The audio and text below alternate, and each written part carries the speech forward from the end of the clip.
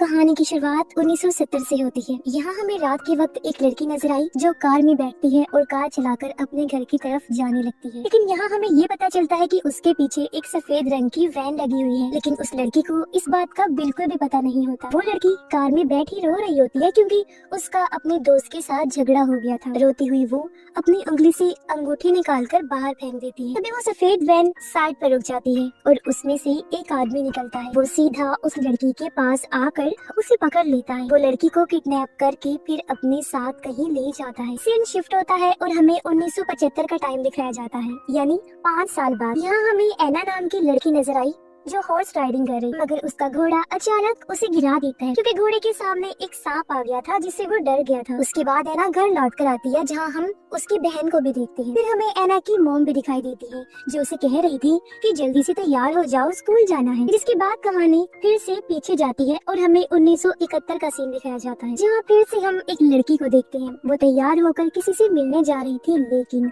रास्ते में उसके पीछे वही सफेद वैन आ जाती है और उस लड़की को भी किडनैप कर लेती है। लड़की बहुत ज्यादा चिल्ला रही थी, इसलिए किलर उसे कार के अंदर ही मार डालता है। फिर से कहानी आगे बढ़ती है और हमें 1975 में एना की पूरी फैमिली को दिखाया गया जो नाश्ता करके चर्च में प्रे करने जा रहे होते हैं। प्रे के बाद जब ये लोग घर वापस जा रहे थे तो रास्ते में ये लोग गैस स्टेशन पर रुकते हैं। एना अपने भाई के साथ कुछ सामान लेने दुकान के अंदर चली जाती है।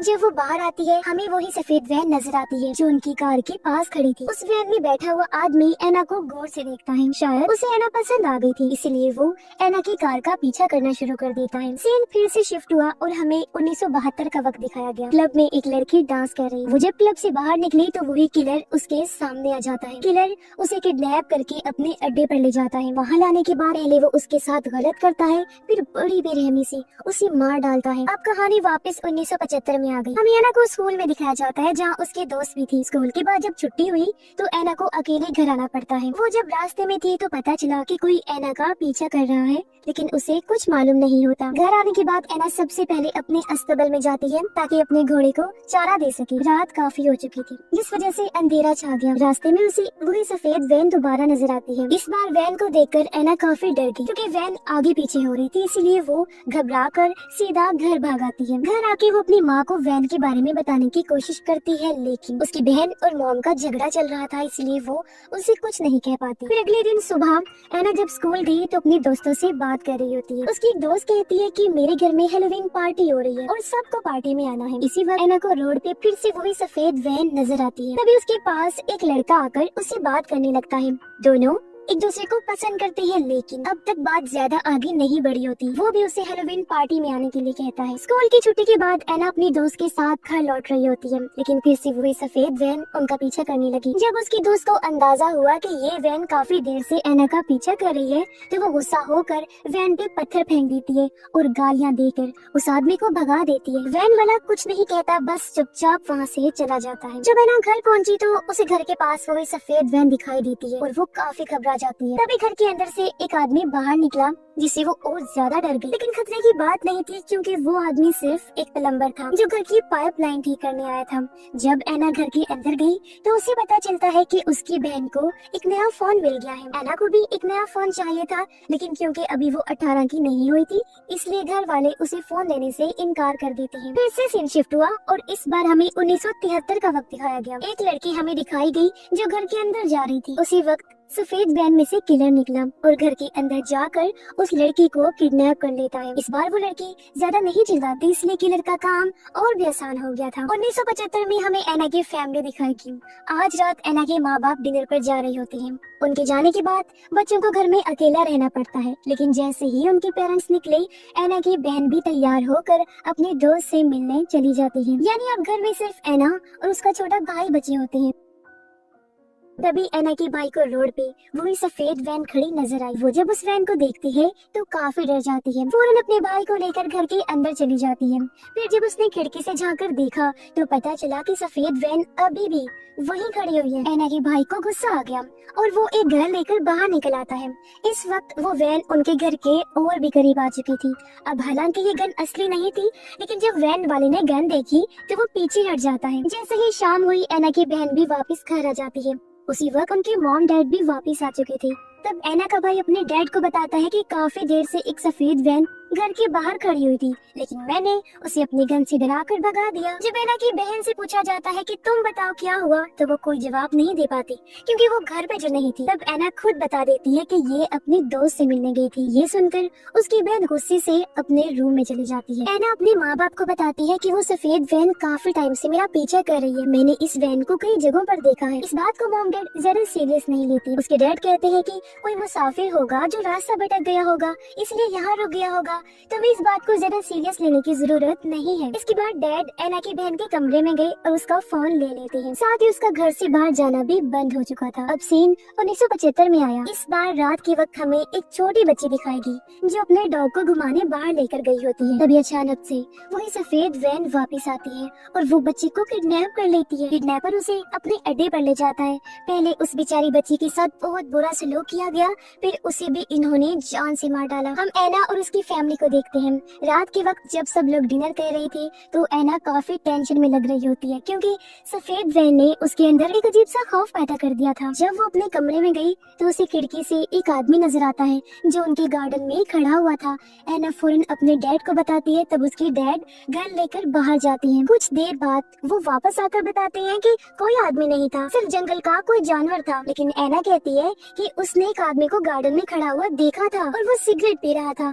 अगली सुबह जब एना हॉर्स राइडिंग के लिए गई होती है तो वो एक बार फिर से रोड पर वही सफेद वैन को खड़ा हुआ देखती है। बार बार उसी वैन को देखने की वजह से एना में और ज्यादा डर पैदा हो गया था। फिर वो दिन भी आ गया जब एना को हेलोवीन पार्टी के लिए तैयार होना था। डर की वजह से वो पार्टी में जाना तो नहीं चाहती थी, लेकिन जब उसकी दोस्त उसे बताती है कि तुम्हारा दोस्त पूछ रहा था कि तुम कौन सा ड्रेस पहनकर आने वाली हो, तो ये सुनकर एना पार्टी में जाने के लिए मान जाती है। उसके बाद एना और उसकी दोस्त अपने घोड़ों पर बैठकर पार्टी के लिए निकल पड़ती है। ये हेलोवीन पार्टी उनके एक दोस्त के घर पर ही रखी है। रात होने से पहले सबको वापस घर भी जाना था। जब एना वापस जाने लगती है तो अचानक उसका वही दोस्त आ गया। उसे बता देता है कि मैं तुम्हें पसंद करता हूँ। इससे एना बहुत खुश हो जाती है क्योंकि वो काफी टाइम से इसी टाइम का ही इंतजार कर रही थी। एना और उसकी दोस्त जब पार्टी से घर लौट रही थी तो रास्ते में उन्हें फिर से सफेद वैन दिखाई देती है। एना तो वैन को देखते ही काफी घबरा गई, इसलिए वहाँ से भाग जाती है, मगर उसका घोड़ा फिसल गया और वो नीचे गिर जाता है। इस वजह से अब एना को पैदल ही भागना पड़ता है। इस दौरान उसकी दोस्त जो उससे अलग हो गई थी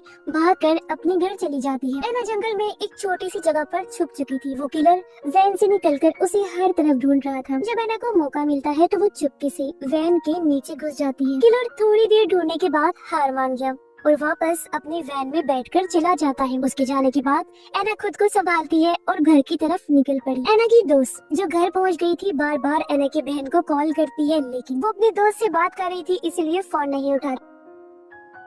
एना जब थोड़ा आगे आई तो उसे अपना घोड़ा मिल जाता है, जिसे लेकर वो सीधा अपने अस्तबल में जाती है। लेकिन जैसे ही वो पहुंची उसे फिर से वो सफेद वैन नजर आई, जिससे वो काफी डर जाती है। दरअसल वो किलर पहले से ही अस्तबल में छुपकर एना का इंतजार कर रहा था। वो एना पर अचानक हमला कर देता है।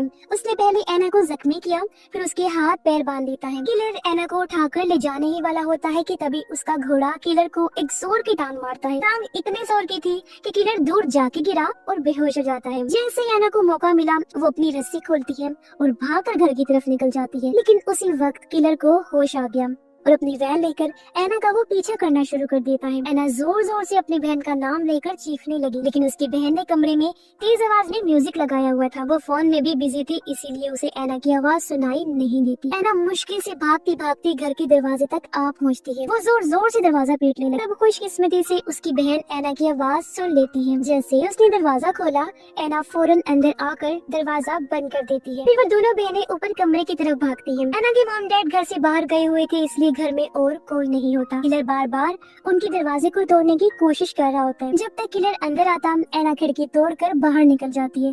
दोनों बहनें नीचे गिर गईं क्योंकि उनका पाँव फिसल गया था। इस वजह से किलर उन्हें पकड़ नहीं पाता और उन्हें भागकर बच निकलने का एक मौका मिल जाता है। किलर अब भी उनके पीछे आ रहा था। एना फौरन भागकर किलर की वैन में बैठ गई और उसे स्टार्ट करने लगती है, लेकिन तभी किलर वापस आकर उसकी बहन को पकड़ लेता है। मगर तभी वैन स्टार्ट हो गई और वो लोग थोड़ा आगे निकल जाते हैं। किलर एक बार फिर से उनकी वैन के सामने आ गया, लेकिन इस बार एना सीधा वैन उसमें दे मारती है। इसी वक्त पुलिस भी वहाँ पहुँच गई थी, क्योंकि एना की दोस्त ने पहले ही पुलिस को कॉल कर दी। लेकिन जब पुलिस वैन की तलाशी लेती है तो बदकिस्मती से किलर वहाँ नहीं मिलता, यानी वो मौका मिलते ही वहाँ से छुप कर निकल चुका था। अब हमें 1 महीने बाद का सीन दिखाया गया।